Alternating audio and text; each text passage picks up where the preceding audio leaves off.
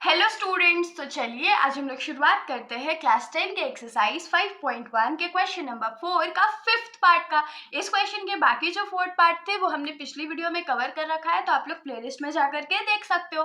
बाकी इस क्वेश्चन में हम लोगों को करना क्या है, तो हम लोगों को जो सीक्वेंस दिया गया है उसमें हम लोगों को ये चेक करके बताना है कि क्या ये एपी फॉर्म कर रहा है या नहीं कर रहा है, और अगर ये एपी फॉर्म कर रहा है तो इसका कॉमन डिफरेंस फाइंड करना और इसके बाद के जो 3 टर्म्स होंगे वो भी फाइंड करके बताना है।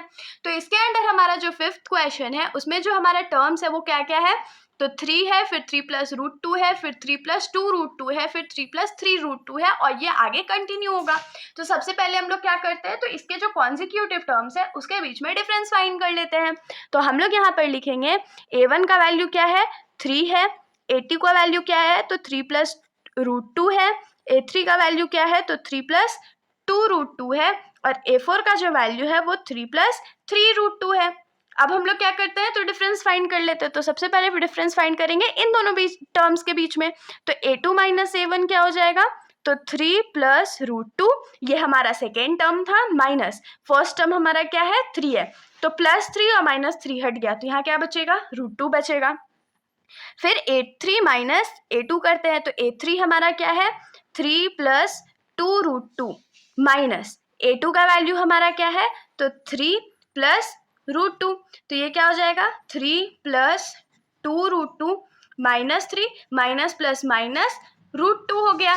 अब देखिए प्लस 3 और माइनस 3 कट गया, तो यहाँ पर हम लोग के पास क्या बचा, 2 रूट 2 माइनस रूट 2, तो 2 रूट 2 में से 1 रूट 2 माइनस कर देंगे तो क्या बचेगा, रूट 2 बचेगा। अब तो हम लोग को यही से पता चल गया कि डिफरेंस जो है वो सेम है, लेकिन हम लोग ये थर्ड टर्म के लिए भी फाइंड कर लेते हैं। तो ये क्या हो जाएगा, a4 माइनस a3, तो a4 का वैल्यू हमारा क्या है, 3 plus 3 root 2 minus second third term हमारा क्या है, तो 3 प्लस 2 रूट 2, तो ये क्या हो जाएगा, 3 plus 3 root 2 minus plus minus 3 और माइनस प्लस माइनस, और ये क्या हो जाएगा, 2 रूट 2। अब प्लस और माइनस कट गया ना 3 में, तो अब यहाँ पर हम लोग के पास क्या बचा, 3 रूट 2 माइनस 2 रूट 2। अब 3 रूट 2 था उसमें 2 रूट 2 माइनस हो गया, तो क्या बचेगा, रूट 2 बचेगा। देखिए सारे जो कॉन्जिक्यूटिव टर्म्स के बीच में डिफरेंस है वो रूट 2 है ना, तो ये क्या एपी फॉर्म कर रहा है, तो ऑफकोर्स कर रहा है, तो हम लोग क्या लिखेंगे, since the difference between the consecutive terms are equal, क्योंकि कॉन्जिक्यूटिव टर्म्स के बीच में जो डिफरेंस था वो इक्वल है, therefore this forms an AP, तो ये क्या करेगा, तो एक एपी को ऑफ कोर्स फॉर्म करेगा। अब क्योंकि ये एपी फॉर्म कर रहा है तो हम लोगों को कॉमन डिफरेंस फाइंड करना है और उसके बाद नेक्स्ट 3 टर्म्स भी फाइंड करने हैं। तो हम लोग लिखेंगे कॉमन डिफरेंस,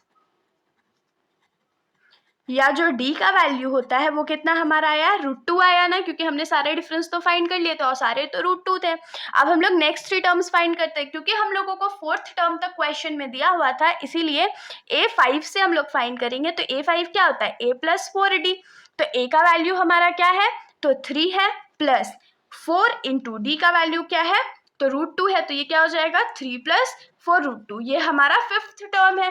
फिर हम लोग सिक्स टर्म पे आते हैं, तो a6 क्या हो जाएगा, a प्लस 5d, तो a का वैल्यू 3 है, प्लस 5 इंटू रूट 2, तो ये क्या हो जाएगा, 3 प्लस 5 रूट 2, और हम लोग 7 टर्म फाइंड कर लेते हैं, तो ये a प्लस 6d हो जाएगा। तो a का वैल्यू हमारा 3 है, प्लस 6 इंटू डी का वैल्यू रूट 2 हो जाएगा, तो ये 3 प्लस 6 रूट 2 हो गया। तो हम लोगों को नेक्स्ट 3 टर्म्स मिल गया ना, तो therefore the next 3 terms are क्या क्या है, तो 3 प्लस 4 रूट 2, फिर 3 प्लस 5 रूट 2, और उसके बाद लास्ट टर्म हमारा क्या है, 3 प्लस 6 रूट 2। अब हम लोग आ जाते हैं इस क्वेश्चन के सिक्स्थ पार्ट पर। तो इस क्वेश्चन का जो 6th पार्ट है उसमें हमारा जो सीक्वेंस दिया हुआ है वो क्या है, तो 0.2 फिर 0.22 फिर 0.222 उसके बाद 0.22222 4 बार। तो अब हम लोग क्या करते हैं, सबसे पहले सारे कॉन्सिक्यूटिव टर्म्स के बीच में डिफरेंस फाइंड करते हैं। अगर इक्वल आया तो एपी फॉर्म करेगा और नहीं आया तो एपी फॉर्म नहीं करेगा। तो यहाँ पर a1 का वैल्यू हमारा 0.2 है, a2 का वैल्यू हमारा 0.22 है, A3 का वैल्यू हमारा 0.222 है और A4 का जो वैल्यू है वो 0.2222 4 बार है। ठीक है, अब हम लोग सबसे पहले A2 माइनस A1 फाइंड करते हैं। तो A2 हमारा क्या है, 0.22 माइनस 0.2 माइनस कर लेते हैं, यहीं पर रफ करेंगे तो 0.22 माइनस 0.2 और कुछ नहीं है तो यहाँ पर 0 होगा। तो 2 में से 0 गया तो 2 बचेगा, 2 में से 2 चला गया तो 0 बचेगा। आइए यहाँ पर हमारा आंसर क्या आ जाएगा, 0.02। अब हम लोग क्या करते हैं, तो हम लोग नेक्स्ट टर्म्स के बीच में फाइंड करते हैं डिफरेंस। तो A3 माइनस A2 हो जाएगा। तो A3 क्या है, 0.222 माइनस फिर 0.2 और 2। तो अब हम लोग डिफरेंस फाइंड कर लेते हैं। तो ये क्या हो जाएगा, 0.222 माइनस 0.22 और कुछ नहीं है तो 0 है। तो ये क्या हो जाएगा, 2 में से 0 गया तो 2 बचेगा, 2 में से 2 गया तो 0 बचेगा, 2 में से 2 गया तो 0 बचेगा और यहाँ तो 0 ही है। तो यहाँ पर जो हमारा डिफरेंस आ गया वो क्या है, तो 0.002। अब देखिए यहीं पर जो हमारा डिफरेंस है वो तो अलग हो गया, तो आगे माइनस करने का तो कोई ज़रूरत ही नहीं है। तो हम लोग क्या करेंगे, since the difference between the consecutive terms are not equal, क्योंकि जो कॉन्जिक्यूटिव टर्म्स के बीच में डिफरेंस है वो इक्वल नहीं है, therefore this does not form an AP. तो यहाँ से हम लोगों को क्या पता चल गया कि ये जो सीक्वेंस है वो एपी फॉर्म नहीं कर रहा है। अब हम लोग आ जाते हैं इस क्वेश्चन के 7th पार्ट पर। तो इस क्वेश्चन के 7th पार्ट में जो हमारा एपी है या जो हमारा सीक्वेंस है उसके नंबर्स हमारे पास क्या है, 0 -4 -8 -12 और वो कंटिन्यू हो रहा है। तो यहाँ से हम लोग क्या ले सकते हैं कि A1 का वैल्यू 0 है, A2 का वैल्यू -4 है, A3 का वैल्यू -8 है और A4 का वैल्यू -12 है। अब हम लोग पहले इन दोनों के बीच में डिफरेंस फाइंड करेंगे, फिर इन दोनों के बीच में और फिर इन दोनों के बीच में। तो यहाँ पर हम लोग लिखेंगे A2 minus A1 is equals to क्या हो जाएगा, -4 -0 डैट इज -4 बचेगा। फिर A3 माइनस A2 का वैल्यू फाइंड करेंगे। तो A3 हमारा -8 था, माइनस A2 का वैल्यू -4 था, तो ये -8 माइनस माइनस +4 और 8 में से 4 जाएगा तो 4 बचेगा, क्योंकि 8 बड़ा था इसीलिए माइनस का साइन लग जाएगा। फिर A4 माइनस A3 फाइंड कर लेते हैं। तो A4 हमारा -12 था, माइनस A3 का वैल्यू -8 था, -12 माइनस माइनस +8। अब 12 में से 8 जाएगा तो 4 बचेगा और 12 बड़ा था इसीलिए माइनस का साइन लगेगा। अब देखिए इन सारे कॉन्सिक्यूटिव टर्म्स के बीच में जो डिफरेंस है वो इक्वल है ना, इसीलिए ये एक एपी फॉर्म कर रहा है। तो हम लोग लिखेंगे since the difference between the consecutive terms are equal, therefore this forms an AP. अब क्योंकि ये एपी फॉर्म कर रहा है तो हम लोग को आगे क्या बताना है, तो कॉमन डिफरेंस बताना है और नेक्स्ट 3 टर्म्स जो होंगे वो बताना है। तो हमारा यहाँ कॉमन डिफरेंस जो कि होगा d, वो किसके बराबर हो जाएगा, तो -4 के बराबर हो जाएगा। अभी हमने डिफरेंस निकाला था और उसके बाद नेक्स्ट 3 टर्म्स बताना है ना। तो क्योंकि 4 टर्म्स हम लोग को ऑलरेडी नोन है इसलिए हम लोग 5th टर्म से शुरुआत करेंगे। तो यहाँ पर क्या हो जाएगा, A5 is equals to A + 4D। A का वैल्यू क्या है, तो 0 है, +4 इंटू D का वैल्यू -4, तो ये क्या हो जाएगा 0 प्लस माइनस -4 4 ज़ा 16। तो A5 का वैल्यू हमारा क्या आ गया, -16। A6 का वैल्यू पे आते हैं तो ये क्या हो जाएगा, A + 5D। तो A का वैल्यू 0 है, +5 इंटू D का वैल्यू -4 है, तो ये क्या हो जाएगा 0 प्लस माइनस -5 4 ज़ा 20, तो ये क्या हो जाएगा -20। फिर A7 के वैल्यू पे आते हैं। तो A7 इज इक्वल्स टू क्या हो जाएगा, A + 6D। तो A का वैल्यू 0 है, +6 इंटू D का वैल्यू -4, तो ये क्या हो जाएगा 0 प्लस माइनस -6 4 ज़ा 24 इज इक्वल्स टू -24 आ गया। अब नेक्स्ट 3 टर्म्स हम लोग को मिल गया ना, तो therefore the next 3 terms are क्या क्या है, तो -16, -20 एंड -24। अब हम लोग आ जाते हैं इस क्वेश्चन के 8th पार्ट पर। तो इस क्वेश्चन का जो 8th पार्ट है उसमें जो हमें सीक्वेंस ऑफ नंबर्स दिए गए हैं उसमें जो हमारा टर्म्स है क्या है, तो -1/2 है, -1/2 है, -1/2 है और -1/2 है।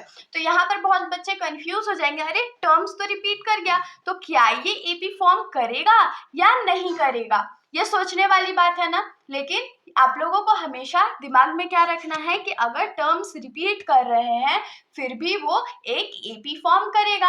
ऐसा क्वेश्चन हमने पिछले बार भी देखा था ना, पिछले क्वेश्चन में भी। तो आप लोगों को हमेशा याद रखना है कि इसमें डिफरेंस तो हमारा कुछ ना कुछ तो आएगा। तो चलिए ट्राई करके देखते हैं। तो हम लोग यहाँ पर लिखेंगे a1 का वैल्यू क्या है, -1/2 है, a2 का वैल्यू क्या है, तो फिर से -1/2 है, a3 का वैल्यू फिर से -1/2 है और a4 का वैल्यू फिर से -1/2 है। अब यहाँ पर हम लोग क्या लिखेंगे, तो डिफरेंस फाइंड कर लेते हैं। तो a2 माइनस a1 क्या हो जाएगा, -1/2 -1/2, क्योंकि जो a1 का वैल्यू था वो भी -1/2 था, इसलिए हमने इसको ब्रैकेट में कर लिया। तो ये क्या हो जाएगा, -1/2 माइनस माइनस प्लस 1/2। अब -1/2 प्लस 1/2 पूरा कर दिया तो हम लोग के पास डिफरेंस क्या आ गया, 0 आ गया। अब हम लोग कर लेते हैं a3 माइनस a2। तो a3 हमारा फिर से -1/2 है, -1/2 और फिर से ये सेम सिचुएशन अराइज होगा ना, फिर से ये कट जाएगा तो फिर से हमारा डिफरेंस जो है वो क्या आ जाएगा, तो 0 आ जाएगा। फिर हम लोग a4 माइनस a3 का वैल्यू फाइंड कर लेते हैं।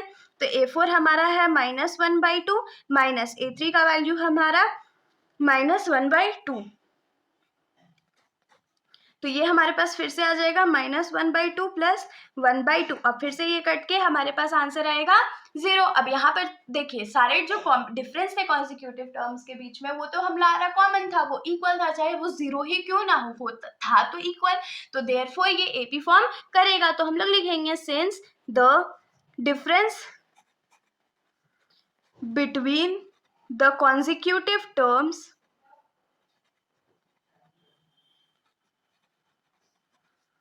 are equal, therefore this forms an AP। तो यहाँ से हम लोग क्या पता चलेगा कि ये एक AP फॉर्म कर रहा है। अब क्योंकि AP फॉर्म कर रहा है तो हम लोगों को कॉमन डिफरेंस बताना है और नेक्स्ट 3 टर्म्स बताना है। तो ये क्या हो जाएगा, common difference that is D का वैल्यू हमारे पास 0 है और नेक्स्ट 3 टर्म्स हम लोग कैसे फाइंड करेंगे, तो a5 is equals to a plus 4d। तो a का वैल्यू -1/2 प्लस 4 इंटू 0, तो फिर से ये क्या हो जाएगा, -1/2 और ये तो 0 है तो ऐड करके तो फायदा नहीं होगा। फिर a6 का वैल्यू क्या, a plus 5d is equals to -1/2 plus 5 into 0 that is फिर से -1/2। और फिर a7 का वैल्यू क्या हो जाएगा, तो a7 का वैल्यू हो जाएगा a plus 6d is equals to -1/2 plus 6 into 0 is equals to -1/2। अब देखिए यहाँ पर हमारा फिर से जो टर्म्स है वो रिपीट कर गया ना, तो हम लोग लिखेंगे therefore the next 3 terms are, next 3 terms हमारे पास क्या है, -1/2 -1/2 और फिर से -1/2। तो आज के लिए इतना ही। नेक्स्ट क्वेश्चंस जो है हम लोग नेक्स्ट वीडियो में कवर करेंगे। अगर आप लोगों को कोई भी डाउट हो तो आप लोग कमेंट सेक्शन में बेशक पूछ सकते हो, वरना अगर आप लोगों को वीडियो अच्छी लगी तो वीडियो को लाइक कर दीजिएगा और मेरे चैनल को बिना सब्सक्राइब किए कहीं मत जाइएगा। Thank you.